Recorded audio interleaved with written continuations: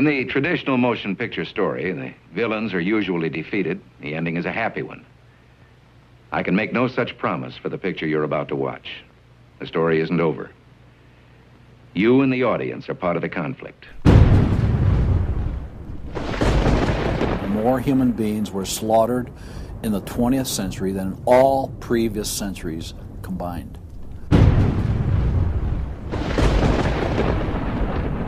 We're talking a congressional record, 135 million dead.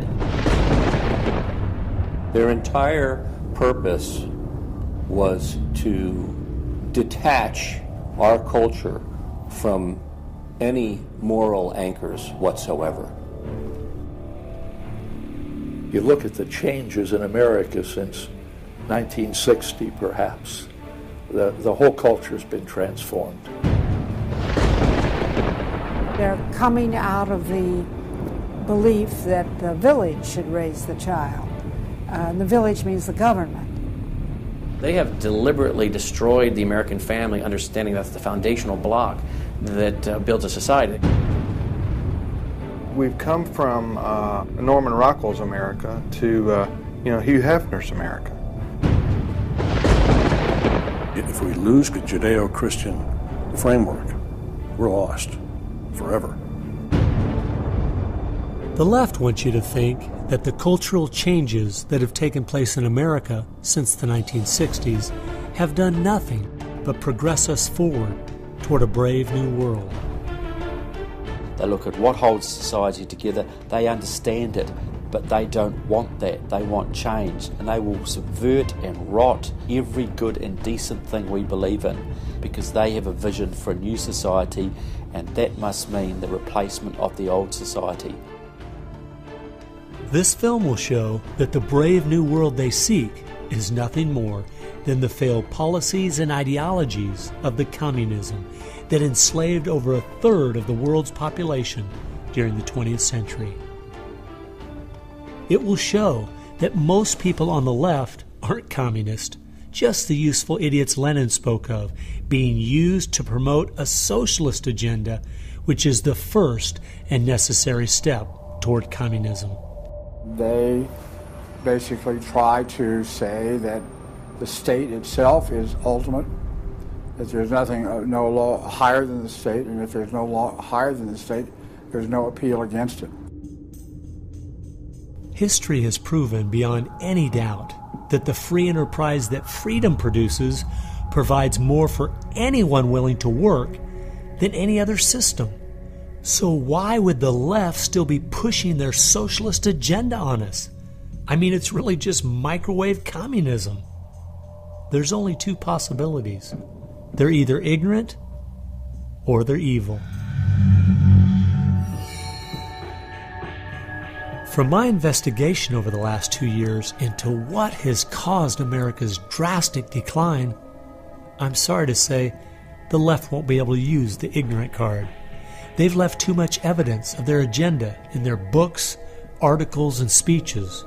No, America has an enemy that is getting very close to accomplishing its plan of destroying the greatest country in all world history. Once people figure it out, they're going to do what people everywhere do. They're going to start protesting, and they're going to start revolting. And when that happens, that's when the powers that be feel threatened, and they use the power that they have.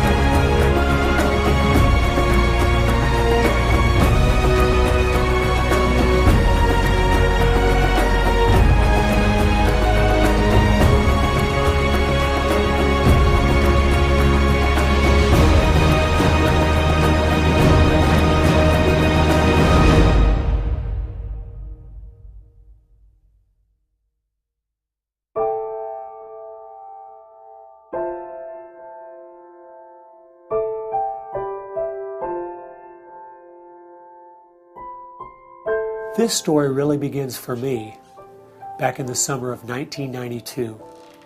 I got a phone call from an older gentleman I knew who was a writer, and he asked me if I'd go attend a meeting for him at the University of California, Berkeley.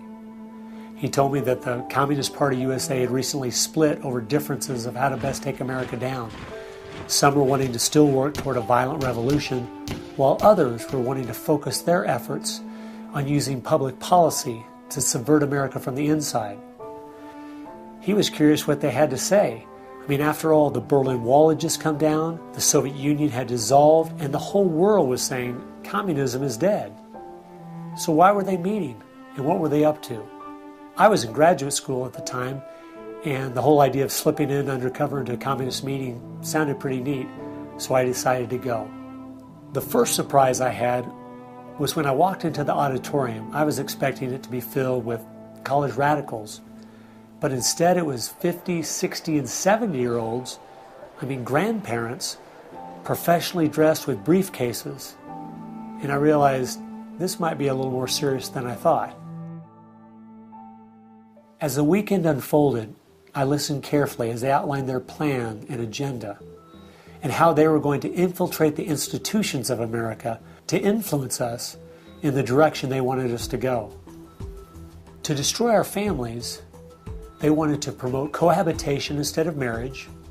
They wanted to try to get children away into government programs at the earliest age possible. And they also said they'd like to get behind the feminist movement because they felt it had been very successful in making women discontent with marriage and motherhood. To destroy business, they wanted to get behind the environmental movement.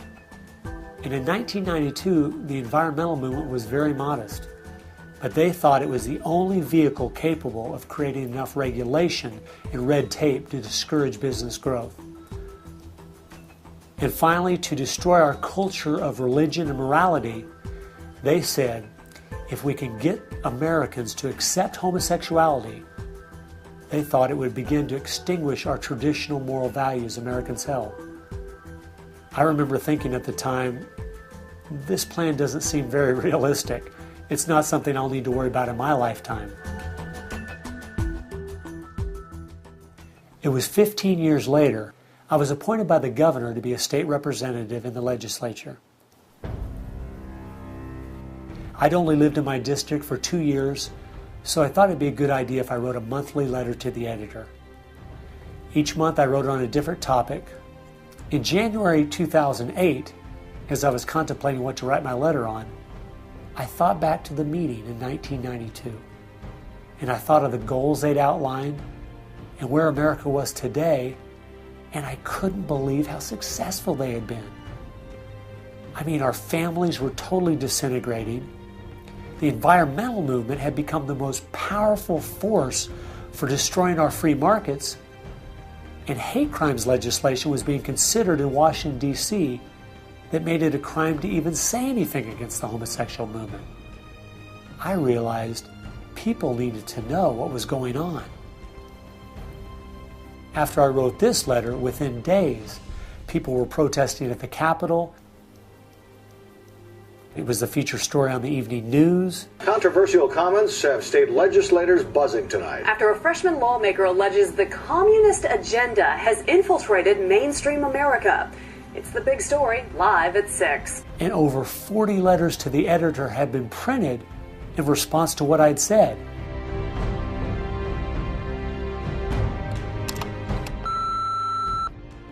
Hey, I just wanted to give you support on your newspaper article.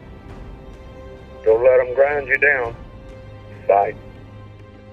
I realized then I'd hit on something. One of the letters written in my defense stated that a book from 1958 had outlined a similar agenda. And this got my attention. The book was The Naked Communists by Cleon Skousen, who had been a former FBI agent. And inside the book it documented 45 current communist goals from 1958. And as I slowly read through the list, seeing how specific their agenda had been to subvert us on the inside, I couldn't believe it.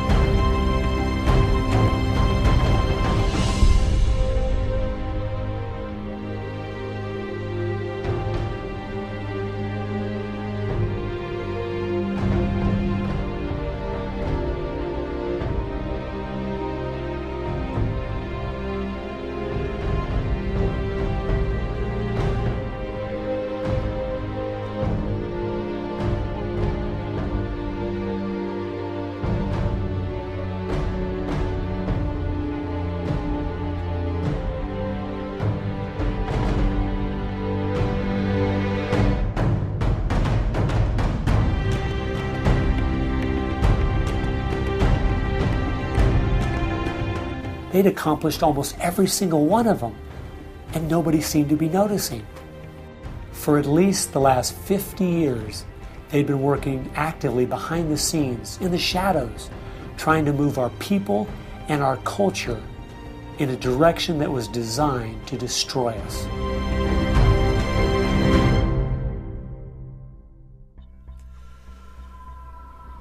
Someone needed to find out the truth of what had happened to our country. Could all of these very specific goals have been accomplished by accident? Or was there something there, under the surface, intentionally rotting away America's culture? I decided to go and get the facts from some of my favorite writers and speakers around the country. These are a few of the questions I asked them.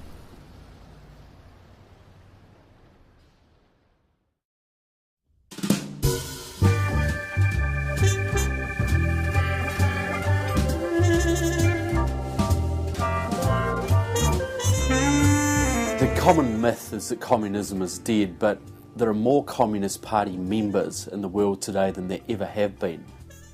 One of the things the communists are doing worldwide is not using that name.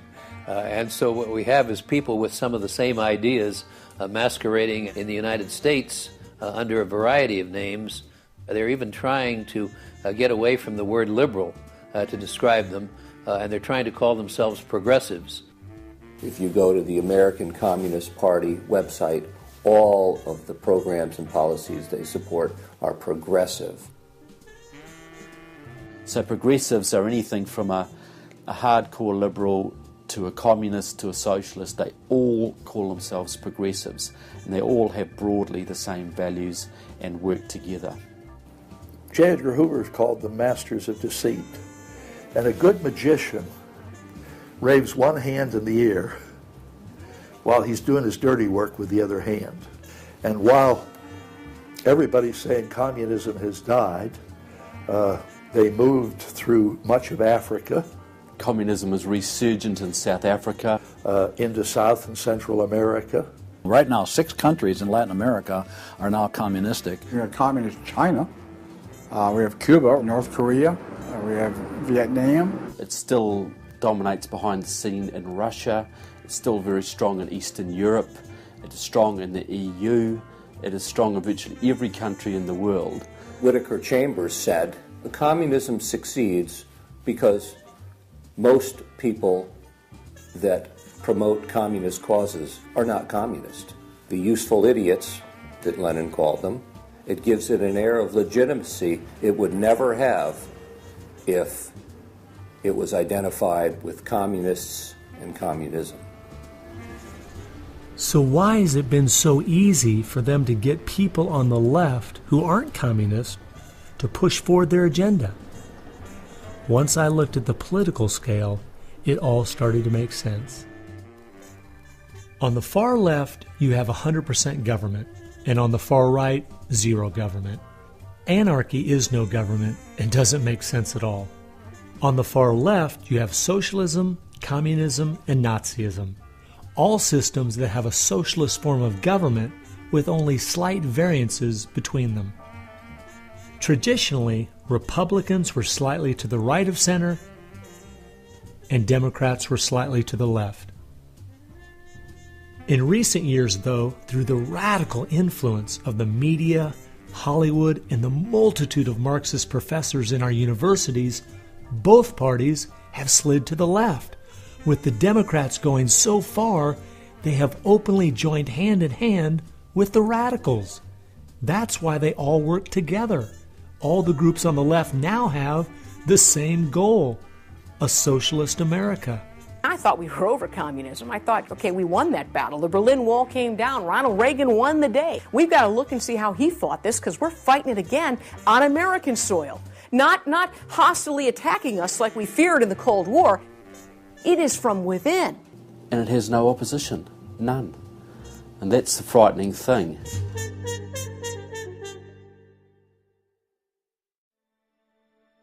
I think it's pretty clear to see communism isn't dead. They now disguise it by calling it different names, but the ideas behind it are alive and well. Almost 1.5 billion people still live in openly communistic countries. But unfortunately, most of us in America who are under the age of 50 have no idea what communism means to the people who live under it. So my next question was, what's so bad about communism? Communism is so evil. It's a completely tyrannical system. The whole history of communism is one of mass murder. Tens of millions of people brutally murdered by the communists. The mass murder of more people in times of peace in all the wars of history combined. Each of those countries where they have taken control, millions have been murdered. When you're asking for what is the legacy of Marxism, it is the greatest killing machine in all of human history. We're talking a congressional record, 135 million dead due to communism. I think the real number is probably, when you add in abortions, over 500 million. The rulers lived rather well, and at the same time you had all kinds of people who were enslaved, put in prison, oppressed, so you had really the opposite of what they claimed was going to be the result of their revolutionary activities. You would think that if the 20th century was the most murderous of centuries, everyone would say, let's find out why. And the truth is, you can't even ask the question. It is verboten to ask the question because the ideas that brought about that mass murder are still being taught in our public schools today. I think one of the reasons this has happened is because there's so much confusion surrounding the word communism. Technically speaking, communism is simply the final phase and goal of socialism. And socialism is best described by two words: big government. Government controls almost everything, and they use this power to take things by force from one person and give it to another. The liberals in America sincerely believe that this isn't evil at all. It is what will finally make things fair and just. There's only one problem that pulls some of us away from this wonderful utopian vision: history. From history we see that whether it was Hitler's National Socialism or Stalin's Soviet Socialism, socialism by whatever name and in all its forms is the ultimate evil. Sooner or later, it destroys everything in its path: law, morality, family, prosperity, productivity, education, incentive, and finally life itself. The problem with socialism is that it creates the conditions for a Stalin or a Hitler to come to power.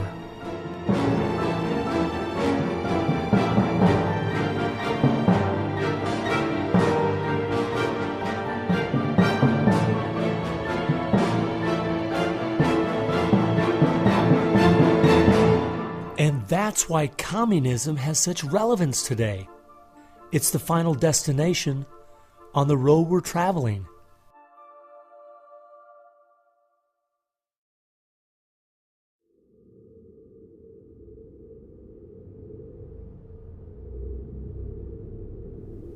Friedrich Nietzsche tried to convince the world that God was dead. Charles Darwin tried to prove that humans are simply part of the animal kingdom. And Karl Marx realized that the philosophies of Nietzsche and Darwin would legitimize his own philosophy of communism. He knew their ideas would justify the brutality and slaughter that would be necessary to implement communism worldwide.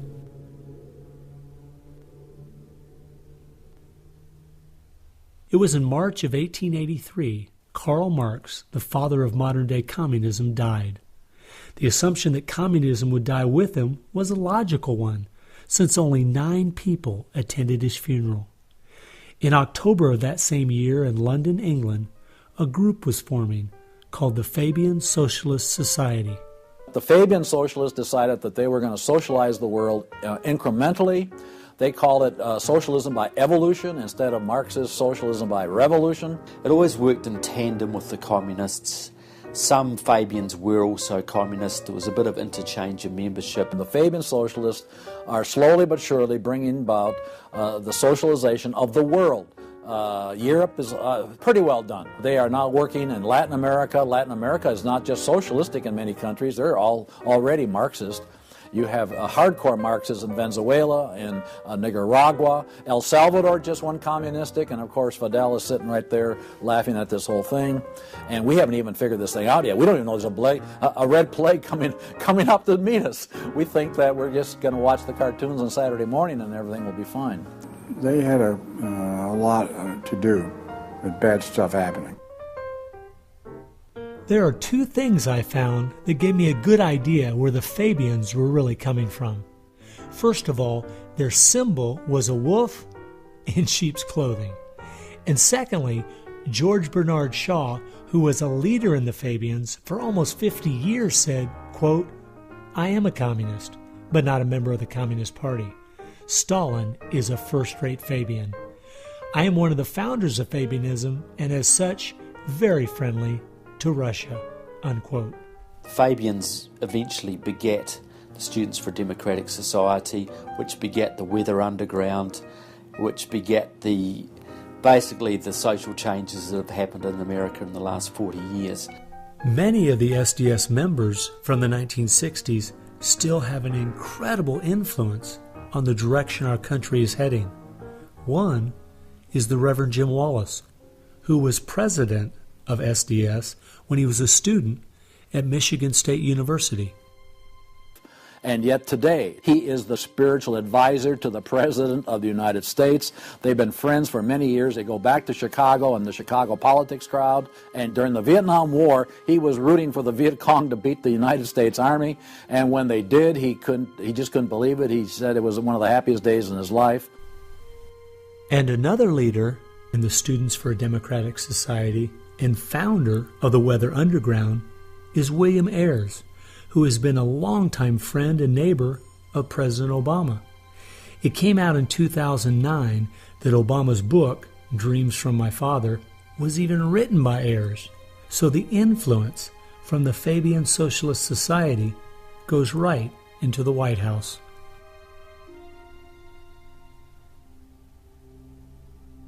The next group I found that has seriously impacted America's culture is the Frankfurt School. The Frankfurt School was a sort of an outpost in America of European socialism. Willy Munzenberg, with a few other Bolsheviks, founded the Frankfurt School. The two leading members are Herbert Marcuse and Franz Neumann. Franz Neumann was, in fact, a Soviet agent. Their entire purpose was to stand the entire educational system of the West, and the United States in particular, on its head. Bertrand Russell, who worked with the Frankfurt School, said, "By using psychological techniques to teach the children, we will be able to produce, quote, an unshakable conviction that snow is black," unquote. They established a school here. With the help of John Dewey. He helps bring these German intellectuals to America in 1933, drop them down at Princeton, Berkeley, Brandeis, to go after education and media. Included in those goals were the teaching of homosexuality and sexuality to children, the promotion of excessive drinking, and destruction of religion in the United States. That was a big one. And they basically started the social rot. Willy Munzenberg said, "We are going to make the West so corrupt it stinks." I love spending time with my family, July 4th, baseball, and apple pie, and my mind can't even comprehend that there were groups of intellectuals back in the 1930s plotting and planning how they could make America so corrupt it stinks.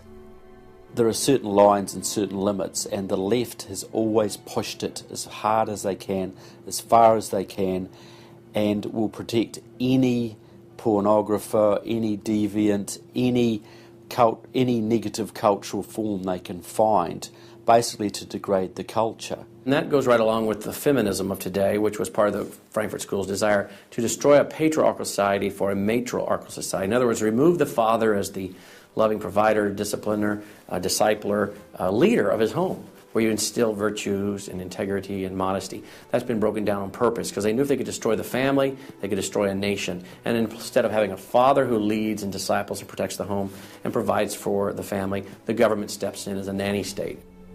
The Frankfurt School developed the concept of cultural Marxism. Penetrate the culture, take it over, and then everything else will follow. And of course they did that, and today we've had a complete cultural revolution. As many people in America are familiar with the phrase "make love, not war," that actually came from Herbert Marcuse, who was with the Frankfurt School. So these guys went after education, they went for media, and they've been very successful in changing the entire worldview of Americans through what they call political correctness, but it's really cultural Marxism, with the goal being to destroy Christianity, then create chaos, and then move to their ultimate goal, which is from cultural Marxism to traditional Marxism, which is socialism. Most of the strategy to remake America from within started with Antonio Gramsci, who wrote over 2,000 pages back in the 1930s outlining how to take a Judeo-Christian culture down from the inside. The plan he suggested has been the main focus of the left ever since. Antonio Gramsci was a neo-Marxist philosopher. Antonio Gramsci was an Italian communist. Antonio Gramsci is probably the biggest troublemaker in the world. He's probably got more responsibility for our social ills than anybody else on the planet. He knew of the importance of undermining the morals in the character of this country. Because America had a strong Christian heritage, you had to attack the culture. You had to change the culture. Even to pornography, into areas that most people normally wouldn't accept. He said that we're going to destroy the West by destroying its culture. We're going to infiltrate and we're going to turn their music, their art, and their literature against them. That means that you penetrate the universities, you write the books, the novels, the poetry, the music, the book reviews. And once you control the culture, then you can sort of shape the thought of rising generations. He differed with Marx. Instead of, for example, destroying the church and the other basic institutions, he said infiltrate them and use them to change the culture. What Gramsci had to say was that this is the way that government is perpetuated and society is perpetuated is through these churches, because they set the standards, they set the framework of the way people live, of rules, how a family should be structured. He didn't want a revolution on the streets that would be overturned by the police the next day. He wanted to change society over the long term so that we'd have a revolution without us even realizing it, basically. And the communists have been very effective in promoting their ideology in Hollywood, in the mass media. And I think he was quite right. I think that's exactly what has happened. I think that's the way it's worked. I think it's working that way now. And that's where a lot of these people come from. And that's been the big success story of communism in the last 50 years. It's the professors, it's the educationalists, it's the journalists. They are the shock troops, the Gramscian shock troops of the future. And one of Gramsci's all-star disciples, Saul Alinsky, became one of the most influential radicals of the 1960s. Well, Saul Alinsky was a prominent radical in 1930 Chicago. He worked closely with the Communist Party.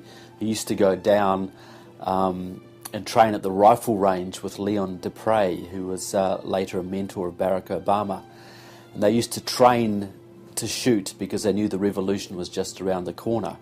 But that didn't come, so he got a bit more subtle. Well, Saul Alinsky called for a community organizer to stir things up, to create agitation. In fact, he said, you'll be accused of being an agitator, and that's exactly what you are. He wanted the haves and have-nots fighting with each other. It wasn't until I was watching an old film from World War II that I realized what the left has been doing in America to pit the poor against the rich, blacks against whites, and the young against the old, is the same tactic Hitler used to disunify Germany. You see, they knew that they were not strong enough to conquer a unified country. So they split Germany into small groups. They used prejudice as a practical weapon to cripple the nation. Remember that when you hear this kind of talk. Somebody's going to get something out of it, and it isn't going to be you. And they use the conflict as justification for more government to stop the chaos. So they create the chaos, and then they step in as a solution to the chaos. And as Francis Schaeffer said, once this chaos comes, most people will willingly give over to an authoritarianism because they don't want the chaos. His book was kind of the field manual, if you will, for these activist organizations. Which President Obama studied and taught at a workshop for 4 years in Chicago as a community organizer for ACORN. As I was reading through Rules for Radicals to see where he was coming from, I just happened to take a look at the dedication in the front of the book. And this is what I saw. Quote, "Lest we forget at least an over-the-shoulder acknowledgement to the very first radical, the first radical known to man who rebelled against the establishment and did it so effectively that he at least won his own kingdom. Lucifer." Unquote. Saul Alinsky from Antonio Gramsci has had an incredible amount of influence on our president and on our society, and he dedicates his book openly to Lucifer, Satan. I think that says more about where their ideas and plans are based than anything else. You asked what Saul Alinsky's impact is on the leftist movement today, and it basically defines it.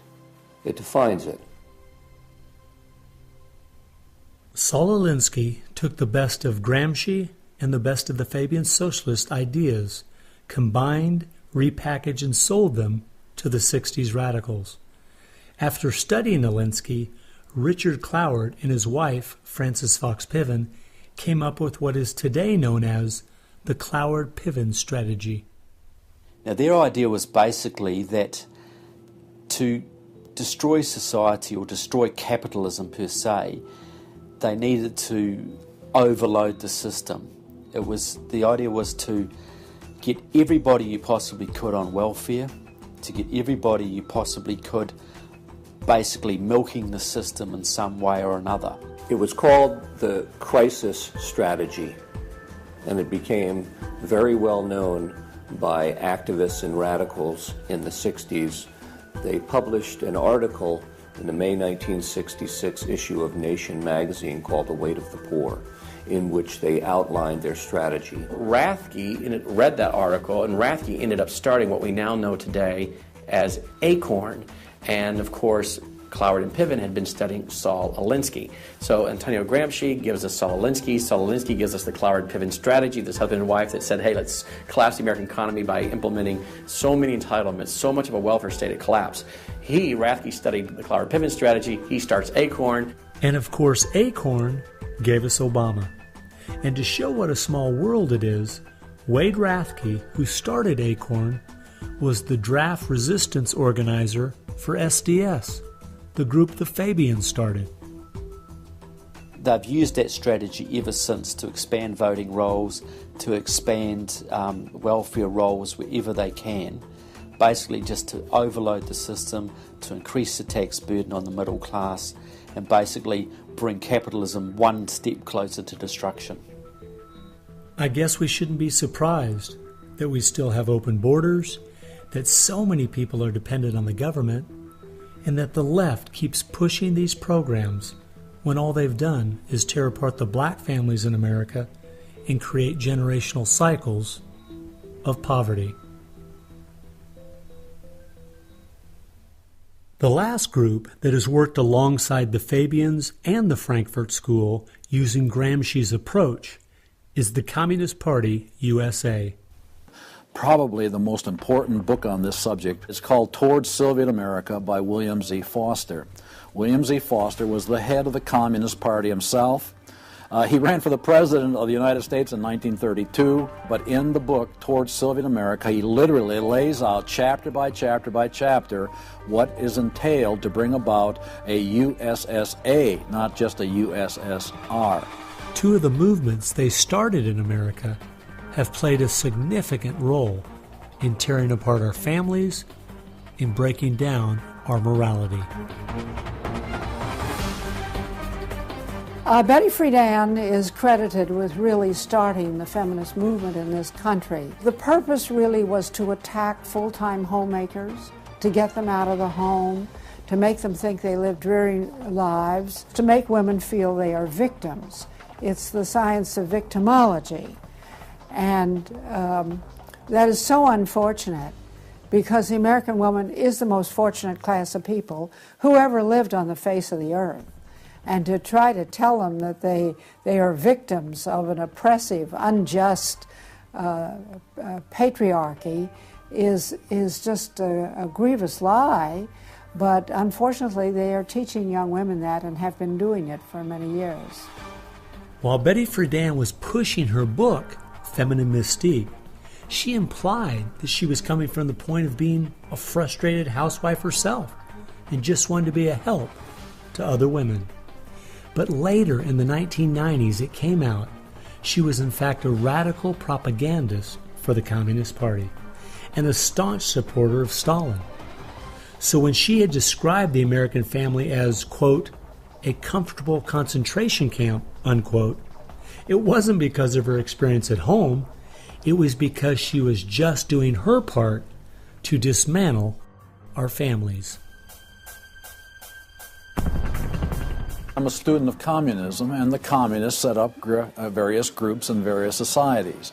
Their society that they set up to promote homosexuality in this country was called the Mattachine Society. It was founded by Henry Hay, a leading member of the Communist Party. So since I was studying communism and teaching on the issue of communism, you just follow leads, and all of a sudden you realize, what is this Mattachine? I've never heard of this Mattachine Society. Well, it was Henry Hay's organization set up to infiltrate the culture of the United States to make homosexuality normal. It's always been a movement dominated by the left. It's all these so-called isms. You will find there's a communist or a socialist behind every one of them, and you'll always see their targets. It's basically the traditional family unit. The war is still against the family. If you go back to the Communist Manifesto and read Karl Marx carefully, the war is against what they called the bourgeois family, which was really the biblical family, father, mother, and child. They want to plow through marriage. They want to change the very definition and meaning of marriage, because their open door to engineering society in this utopian way is blocked by the very values of our Christian civilization that's taught through marriage. And so the left just has got to destroy the family, because if there's any one thing that will prevent the left from carrying out its agenda, it's healthy and strong nuclear families. And so from the Fabian Socialist Society to the Frankfurt School to Antonio Gramsci and the Communist Party USA, from these four you will find connections to almost every left-leaning person and organization in America. Their influence has been incredible.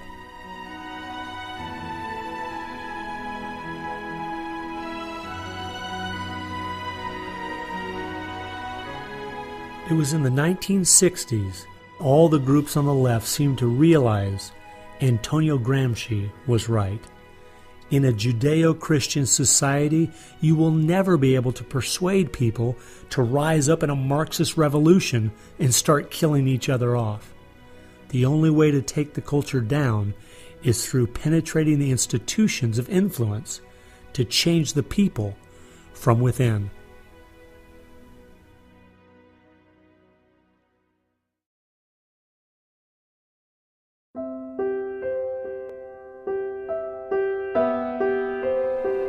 I guess the biggest surprise I had while studying these four groups was seeing that a large part of their agenda was trying to make us an immoral people.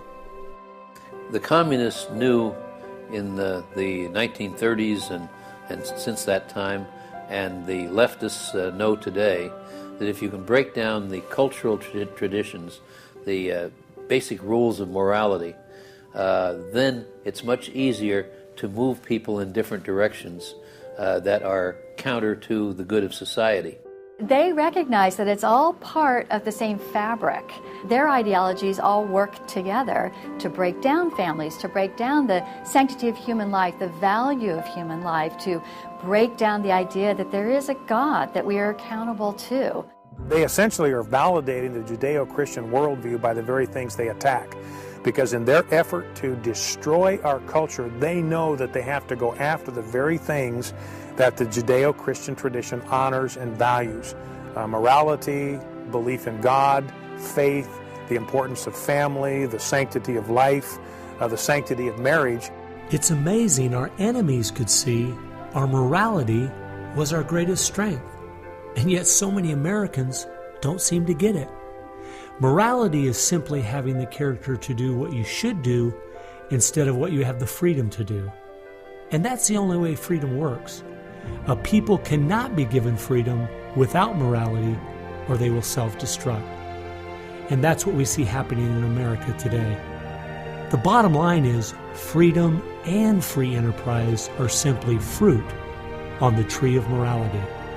Our founding fathers clearly understood this principle, and so do our enemies.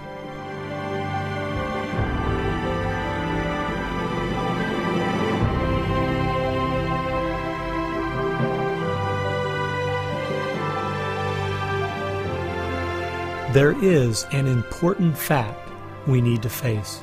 If we had Ronald Reagan as president, low taxes, and a strong national defense, the ship certainly wouldn't be sinking as fast as it is now, but it would still be sinking. A booming economy doesn't take care of the major problems we face. 50% of all marriages end in divorce. 40% of all children born out of wedlock. Over 3,000 women a day aborting their babies. 19 million new cases each year of sexually transmitted diseases. Schools that teach the children everything is relative. There is no right or wrong. And the list goes on and on. I recently read in our local paper that over the last 12 months, almost 7% of all high school students in my state tried to commit suicide. Our society is falling apart, whether we want to admit it or not.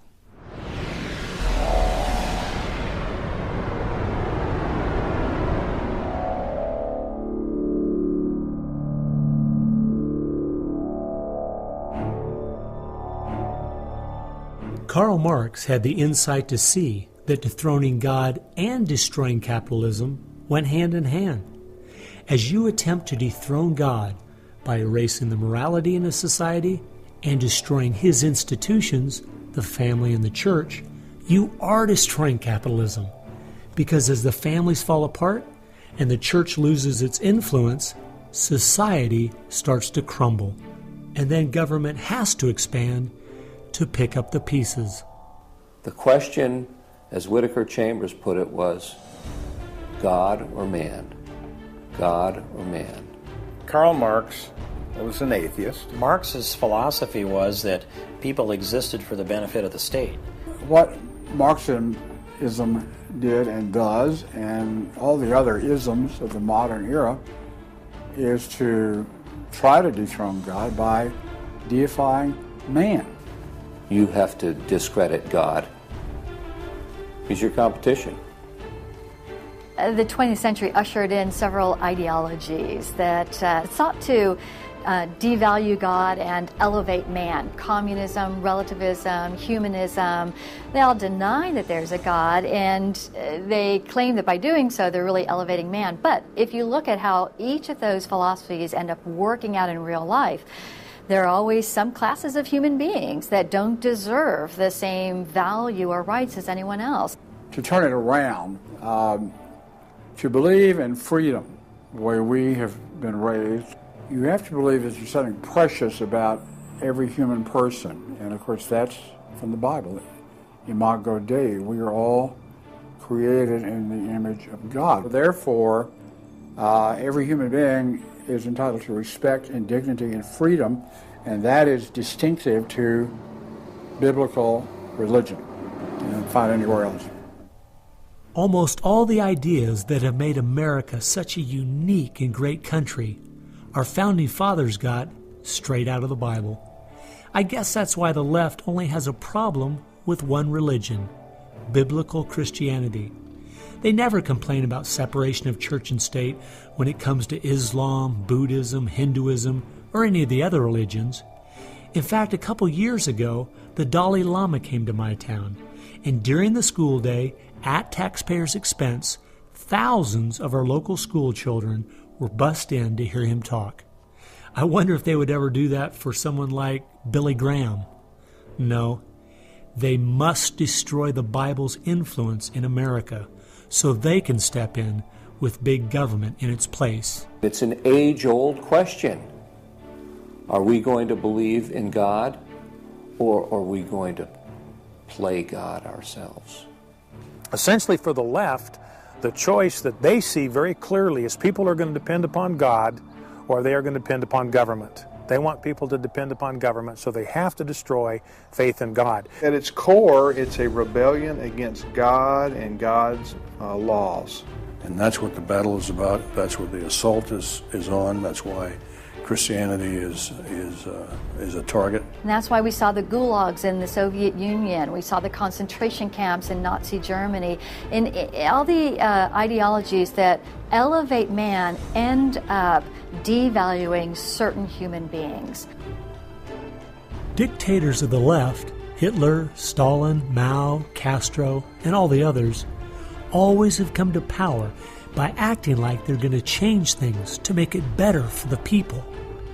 Yet history has shown us the devastating results that have happened every single time. There is no example in history of big government that didn't abuse its power over the people. But people who have believed in the God of the Bible and that our rights are a gift from Him to everyone have always stood up for the preciousness of every human life.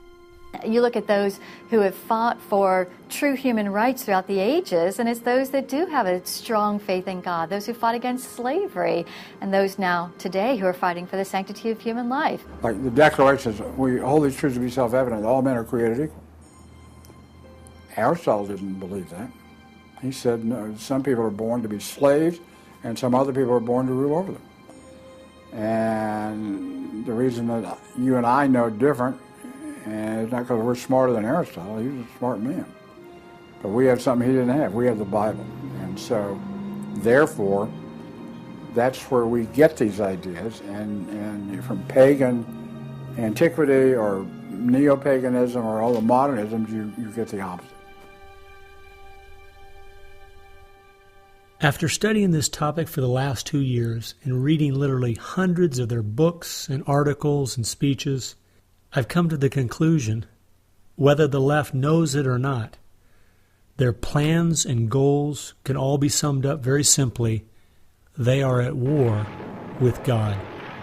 A people that are moral and believe their rights come from God would not only never want what they're selling, but would also never need it.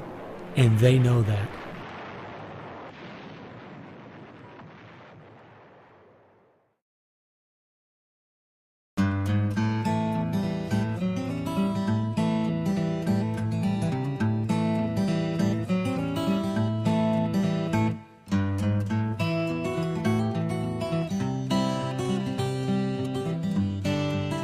It's obvious if you're trying to subvert a country, you want to control the news. You want to control public opinion. And a lot of people realize, well, there's a biased media, and most people know that. Even the Washington Post admitted it. Yeah, we were biased for Obama, so what? And when you enter into the equation, so what? That means the biases, the opinions of the reporters enter into what is news. They decide whether you have a right to know. And it's no longer a bias. They turn from just political bias to activism. They go to the places that influence, or I should say, where they could have leverage. Generations of journalists have been trained to interpret events, interpret the news, not report the facts, interpret the news. They do not deal in facts because facts aren't effective for them. They have very few facts on their side. They've gone into and penetrated these major areas to where they can influence it in the direction they want to go. We've seen a massive shift away from old-fashioned objective news reporting to what he called interpretive reporting, what others call advocacy journalism. And it's advocacy for a cause. And as a result, we have a news media in the United States that is extremely liberal at the present time. Which was a major, major goal, to control not merely the newsprint, but the television media and Hollywood. Stalin said himself, if I could control Hollywood, I could rule the world.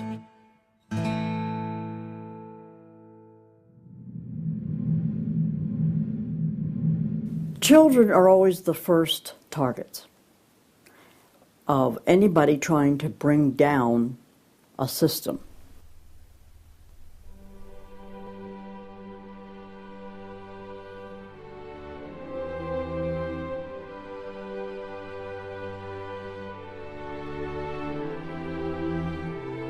John Dewey is believed to be the most influential man in the whole area of public education.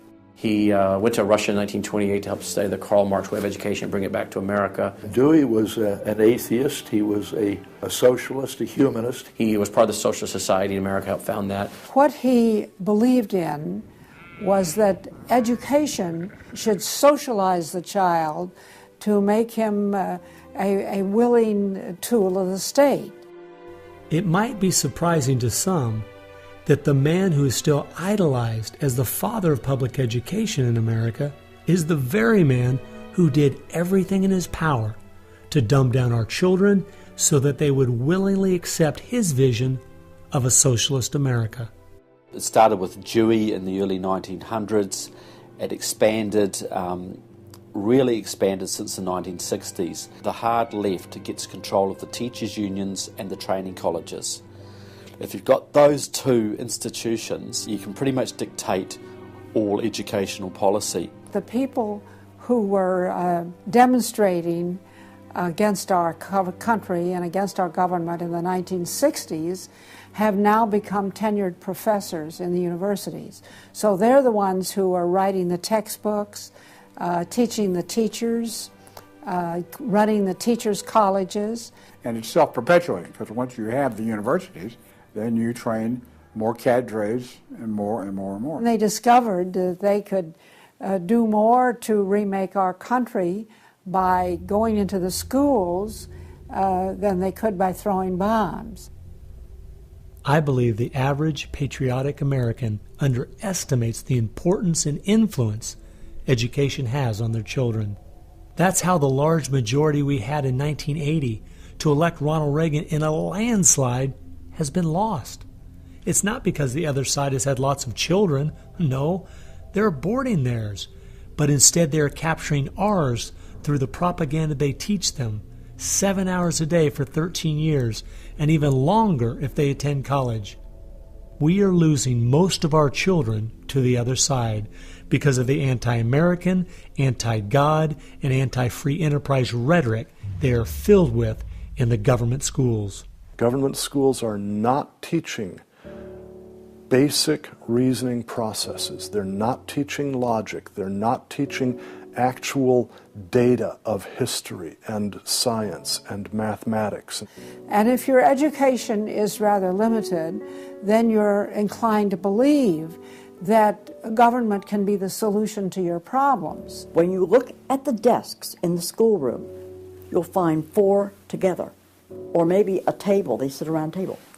Independent desks are very rare in most classrooms because they don't want to promote the self-sufficiency, independence mindset. You go back to William Z. Foster in his book, Towards Soviet America, you will see how he has a whole chapter there on how we have to supplant education in this country and ultimately force every student to attend public school. That's the other thing. I hope the homeschoolers catch on to this. The homeschoolers and the Christian day school movement are going to have some very rough times ahead of them because the public school crowd cannot afford to have any competition.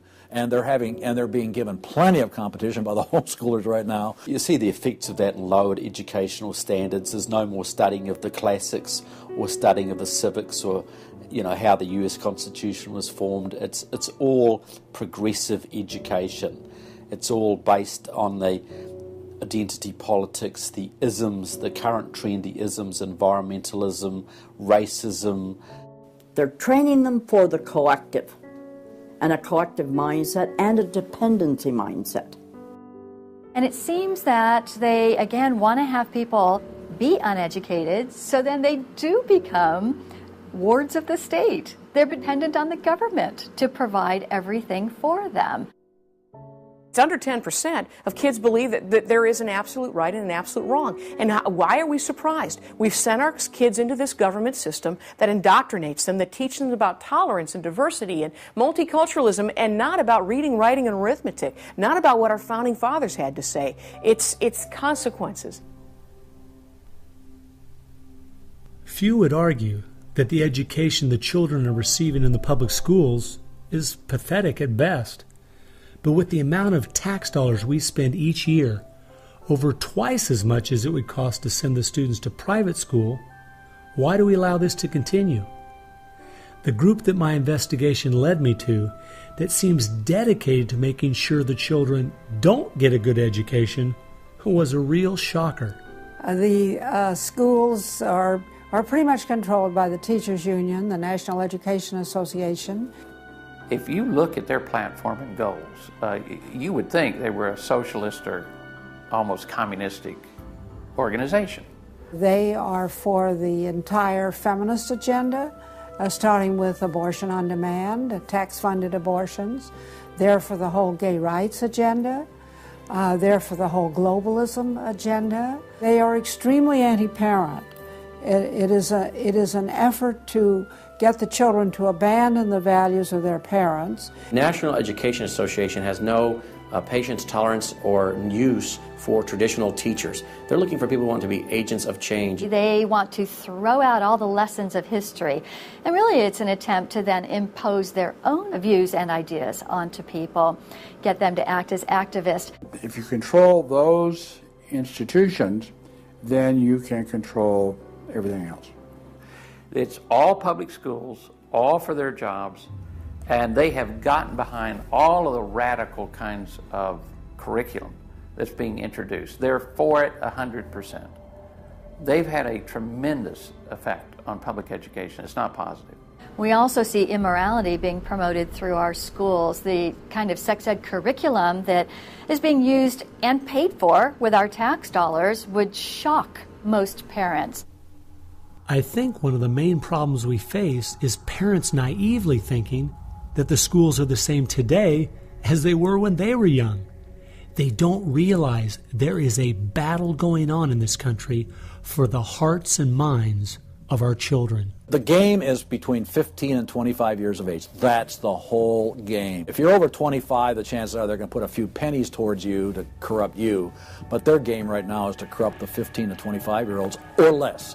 And right now they're down in the first grade with Heather Has Two Mommies, Daddy's Roommate, Gay Pride Parade, and now by 8th grade they'll pass out condoms in school colors because that's so patriotic. And it's perfectly obvious that you get a hold of the child early, you can change his values away from his parents' values and get him to follow you. And they're very open about saying that. The National Education Association has passed resolutions saying they want children from birth. Isn't that interesting? The Communist Manifesto also thought the state should take control of children at birth. The left has always been good at disguising their real agenda by coming up with phrases made from words we are very familiar with, but then giving them new definitions. Social justice is the current phrase of choice and is being used to teach children the failed Marxist ideas of yesteryear are what they should strive for today. We see social justice curriculum today, which is the buzzword for communism, socialism, Marxism, which Bill Ayers is teaching. It's in many of our colleges, and the social justice curriculum is being taught in high schools all over the nation. Justice is good. If you then start calling it something blank justice, then you're modifying it. And what it really means is, I think, taking from one group of people and giving to another group. So I would call it socialisms. and it's used to break down the differences between the way things are done and the way it should be done. So when they're teaching social justice in the schools, they're not talking about free enterprise and capitalism and individual self-responsibility, all the things that made America great. They're talking about the things that made Europe and the Soviet Union and China so bad.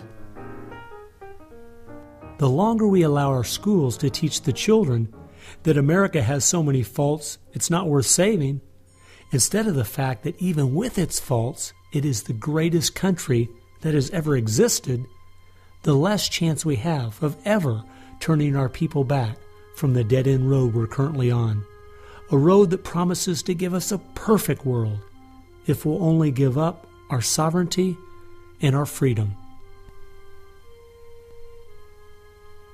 You're going to find more and more of the following. This is now called a world pledge. We no longer want the Pledge of Allegiance to the flag of the United States of America because that is considered nationalistic. And of course the socialists, communists, and the Marxists and the extreme left wing in the country want nothing to do with it. I pledge allegiance to the world, to care for earth, sea, and air, to honor every living thing with peace and justice everywhere. This came out, first of all, in Superior, Wisconsin. So Superior, Wisconsin was their guinea pig, and there was very little said against it, and so it would then go to the next and the next and the next, and before long you'll have the whole school system standing up saying, I pledge allegiance to the world instead of I pledge allegiance to the U.S. The public schools right now, if you'll read Towards Soviet America, have nearly accepted every item that William Z. Foster said we needed to place into the public school curriculum. And we're seeing the results. People are not as informed as they once were. They think in different ways, and they think in the way that the left intends them to think. Antonio Gramsci realized that if you can take over the institutions in a culture, you will be able to use those to influence society to create the socialist man you want. I think the most brilliant part of his plan was that he realized you could not only create a man that wanted big government to take care of him cradle to grave, but, and this is the genius of Gramsci, you could create a man that needed big government to take care of him cradle to grave. A man so dumbed down and so minimized in society, he wouldn't have the intellect or character to take care of himself. The reason this is so deadly for America is that once we have a certain percentage of the population in that category, our limited constitutional form of government is no longer possible because too many people won't be able to exist in that framework. We are approaching that tipping point rapidly.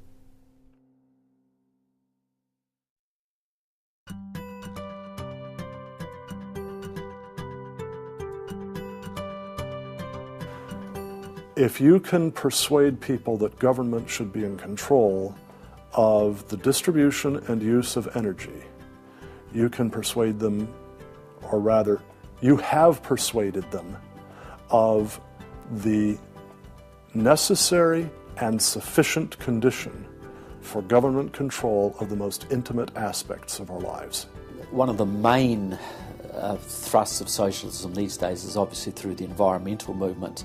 One hates to pick on Al Gore too quickly and easily, but I read the whole of his book, Earth in the Balance, Ecology and the Human Spirit, back in 1992 when it was first published.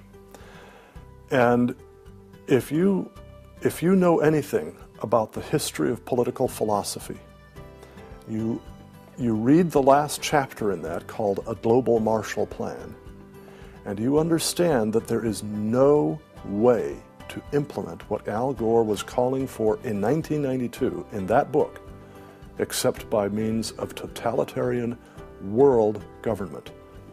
Patrick Moore, who was a co-founder of Greenpeace, and he was a very dedicated environmentalist, quit Greenpeace when he realized that it had been captured by radical leftists who were intent on using the environmental movement as a vehicle to destroy capitalism.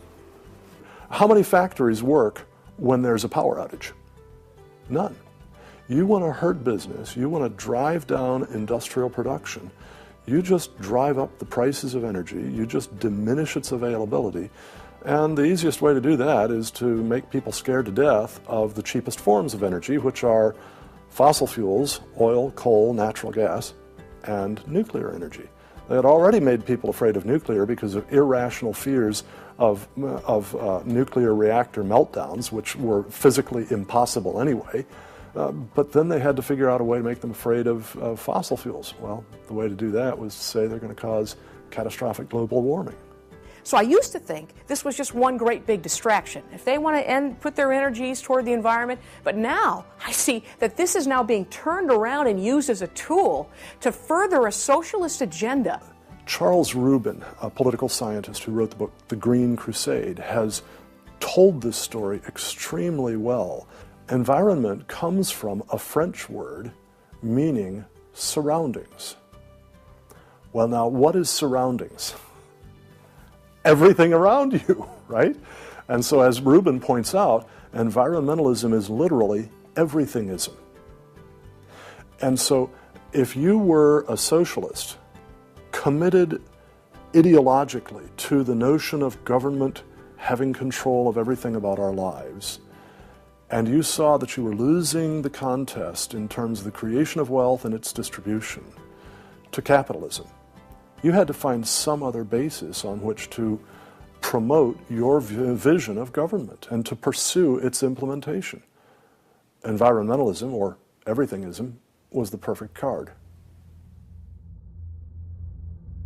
In December of 2009, when the ClimateGate scandal broke open and it became public that even the leaders of the movement knew the whole global warming idea was a farce, it wasn't them just having bad data. We as Americans knew once and for all that this movement was simply part of their agenda. It's my guess that regardless of the evidence that comes out against them, they will not let this tool they have waited the last 100 years for go to waste. A tool that gives them the absolute power and control they want, but allows them to get it under the guise of saving the planet.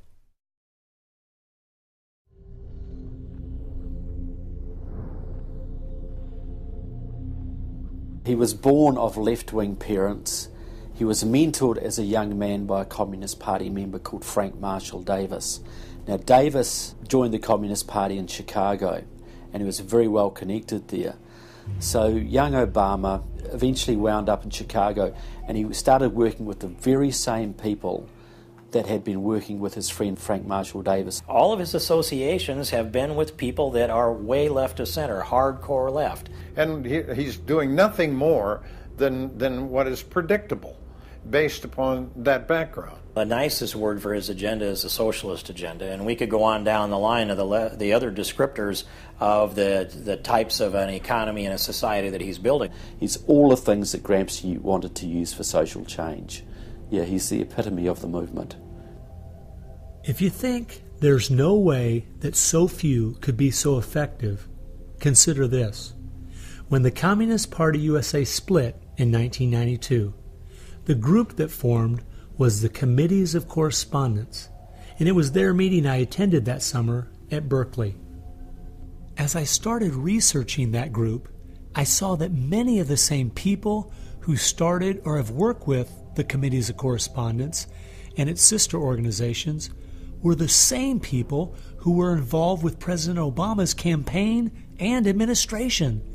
I found file after file on Trevor Loudon's website documenting with footnotes and photographs these connections.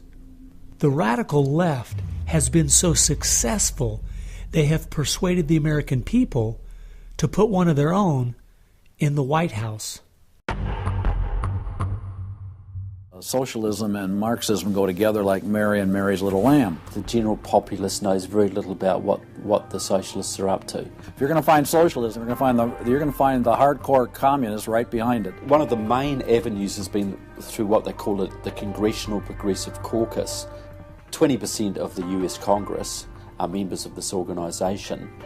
They have chairmanships of most of the major House committees and are easily the single most powerful bloc in the US Congress. And virtually all of them are tied to either Democratic Socialists of America, the Communist Party USA, or other radical organisations. We're literally at this very time watching what's transpiring and has been going on from the Fabian socialist point of view from 1883 to the present. So these guys don't give up. And they're going at a breakneck speed because they know they've got an opportunity now to change America in a way that can never be changed back. And they're going for broke. The Bolsheviks, they're just waiting in the woods and they're just smiling like you can't believe. You just read the Communist Party USA blog and they just can't believe their good fortune. Every time they turn around, they just can't believe this is happening. They're like me. I'm a Christian conservative and I can't believe they've been so successful in doing this. The left has started multitudes of foundations and nonprofit organizations, many of which are using our tax dollars to grind America down.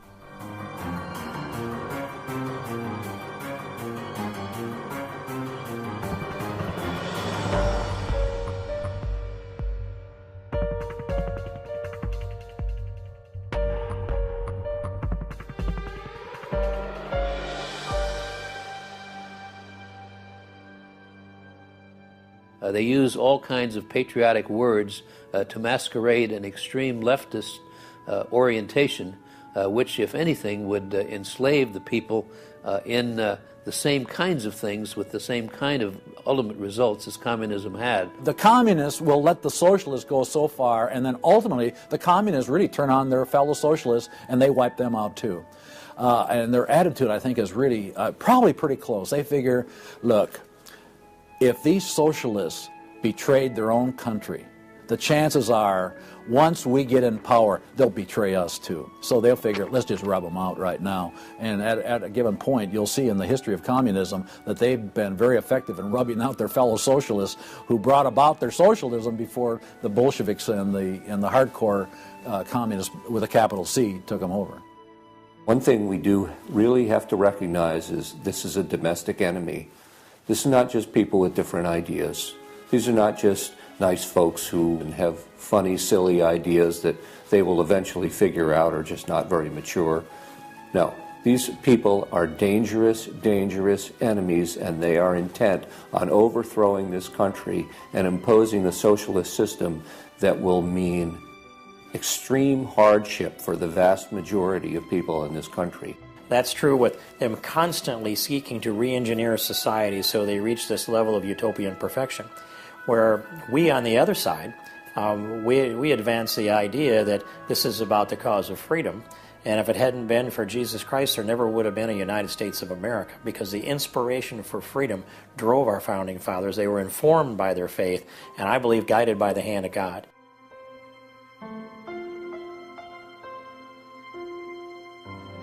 No. No. Perhaps treacherously close.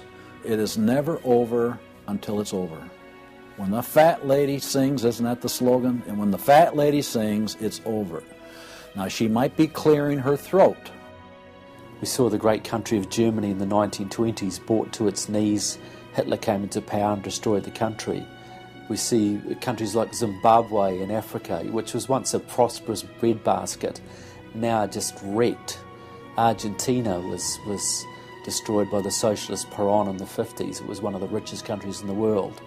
So, no, we're not at the point of no return, but it's getting pretty late in the day. There's no time to be casual, that's for sure.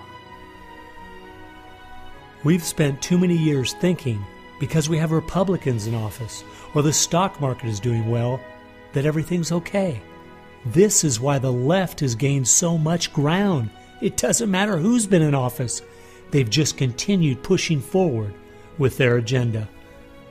Well, I believe this is our last chance to push back.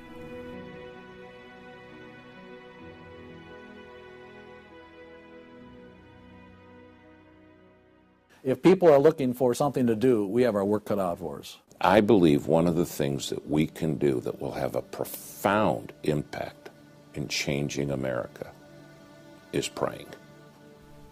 As soon as we get off our knees, we need to get on our feet. Become educated about what's going on in the country. Spend time reading, understand their philosophy and their goals. They have to master this documentary. They have to go over it a dozen times. It might be having a monthly movie night with family and friends, watching one of the many great documentaries out there about what is going on in our country. One of the things that I think people in the United States who believe in our country, believe in our values, can do, quite frankly, is stand up for those values, to make their views known. And there's times that you got to speak up, and you've got to call things what they are.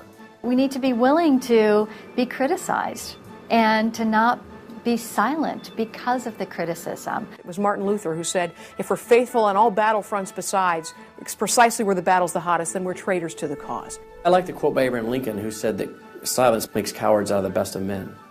And we got a lot of people that need to be speaking up right now. We have an obligation to speak the truth about the policies that are taking us 180 degrees from God's will. Expand within your church. Expand within the people you have contact. Bring them up to speed and knowledge on what's going on.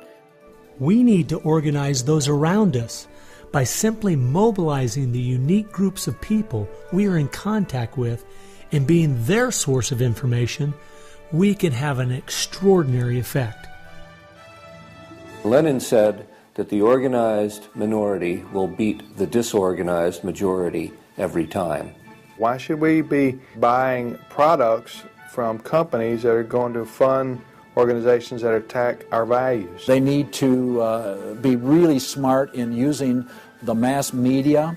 They might want to blog. Using the power of YouTube and that sort of thing to educate as many people as possible. A good YouTube video can reach millions of people. And if Susan Boyle can do it, why can't we? If you do the right kinds of things on YouTube that are creative and do them frequently, you can drive a message through society, influencing millions at almost no cost. We need to be the people who graciously but consistently make contact. And express to those folks we elected what we want them to do, and what we believe in, what we think is right. And if they don't follow those things, then we need to make efforts to get them out and get other people in that will. Pick the good ones and stick to them. Don't waste your time on people who won't stand up for their country. All the others are making contact. The people who really want to honor America need to make contact. We also need to be influencing our own families. We've got to teach our own children and grandchildren the difference between truth and error, why they believe the things they do, and the true source of America's greatness. If what we're talking about is true, the most important thing we can do is protect our young, because that is where all of this is leading. They need to get that younger generation under their belt. And more parents are going to have to say, they're just going to have to sacrifice and take responsibility for their kids' education, because that's really where it starts, to impart that belief. The Southern Baptist, we're seeing that 85% of their kids, after they get out of their home, are essentially rejecting their faith, rejecting what they were taught. And of course, I think the reason for that is because their parents didn't have a lot of influence over them. I believe the public schools are the greatest cultural influence in this country. You homeschool your kids or get them in a Christian day school. If there is any way at all, homeschool your children. Homeschoolers out-test everybody. Our children need to be taught from Scripture a properly biblical worldview. That requires time. It requires effort. It requires purpose. Our minds should be the sharpest minds in the world. We need to work within our family to educate our children on what kind of country they live in and build their faith, and then get involved. The left has been working for decades to push us away from God and His laws, and we need to be willing to sacrifice whatever it takes to turn our country back to Him. Throughout our history as Americans, though, there has always been a great price to be paid for preserving, protecting, and defending this great land. the people who built America paid a great price. The people who went to war for our nation, boy, did they pay a price. And one of the American values was, we will pay a price for what is right. We will give of ourselves, even if it requires the giving of our lives. That was an American value. That's why it is such a heroic and honorable thing when a soldier defending us pays that price. That's like when you go to Arlington Cemetery in Washington, or the Tomb of the Unknown. You stand there and you say, this is America. We were the people who so believed in these values that it's an honor to stand for, even if it can cost you your very life. One thing I think we do need to remember, though, is that as we look at those we consider to be heroes in the past, they weren't people who just went along with the status quo. They weren't people who were just saying what was accepted at that time in history. They were people who were rising up above the evil that was being committed in their culture at that time. That's why they were heroes, because they weren't like everyone else. Never, ever lose sight of the power of one individual American. They can have an unbelievable magnifying effect just by the very fact they make up their mind to do so. The hope is in this, as Francis Schaeffer said, that as the dull ache of the human soul can no longer be filled with material prosperity, people are going to turn to spiritualism, whether it be pagan spirituality or biblical Christianity. We know, according to the Denver Post, June of 2008, pagan spirituality is doubling in America every 18 months.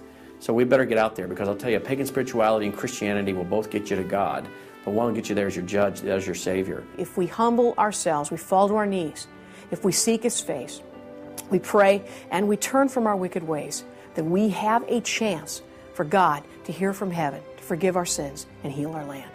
And if we are being judged, then we need to use this as an opportunity to show people that this judgment in this life is nothing compared to the judgment that's to come, that's eternal, and really make them understand the importance of fleeing God's wrath by accepting Him, repenting of their sins through faith and repentance.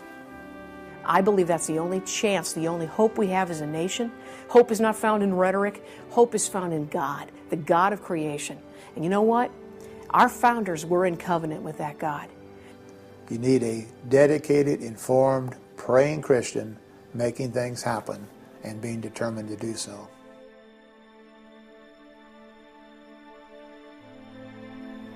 Time has only allowed me to present a fraction of what I found.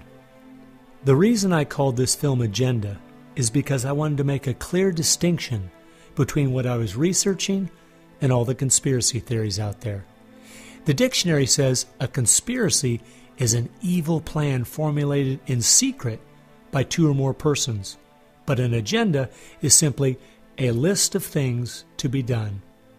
At every turn of my investigation, I found agendas by people and groups of the left outlining their plan in their own words. They've been doing most of this right out in the open. Some of you might be thinking, these Marxist ideas aren't the most serious threat we face.